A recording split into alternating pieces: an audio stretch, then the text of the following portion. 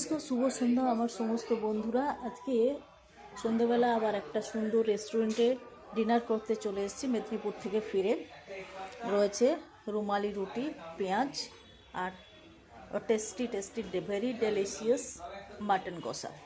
তো আমি খেতে খেতে আপনাদের একটা সুন্দর ছোট্ট গল্প বলছি।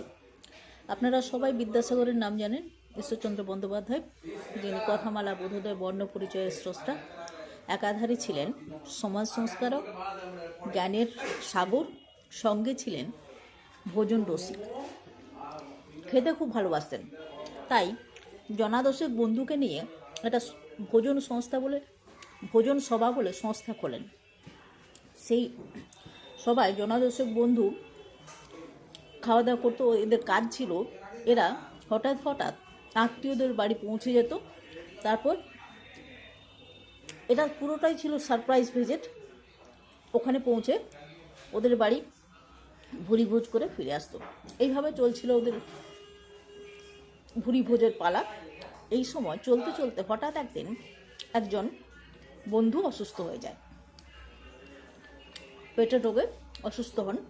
তো কয়েকদিন উনি অনুপস্থিত থাকার পর আবার যখন যোগ দিলেন, তখন বাকি বন্ধুরা কমপ্লেন করলো যে ও পেট রোগ, ওকে আমরা আমাদের এই ভোজন সংস্থায় রাখবো না। তখন বিদ্যাসাগর মশাই ভীষণ রসিক মানুষ ছিলেন, উনি হেসে বললেন, না না, কি করছো তোমরা, ওনাকে রাখতেই হবে। কেন না, উনি আদর্শের জন্য প্রাণ ত্যাগ পর্যন্ত করতে পারেন, অর্থাৎ উনি ভোজন রসিক। এটা প্রমাণ করার জন্য পেটের রোগে অসুস্থ হয়ে মারাও যেতে পারেন। বন্ধুদের সঙ্গে সঙ্গ দিয়ে এইভাবে উনি নিজের আদর্শকে ত্যাগ না করে নিজের জীবন পর্যন্ত দিতে পারছেন। মজার ছলেই বলছেন কথাটা। ব্যাপারটা হচ্ছে, বলতে চাইছেন যে ভোজন রসিক এই জিনিসটাকে, এই তকমাটাকে বজায় রাখার জন্য বন্ধু আদর্শ ত্যাগ করবে না।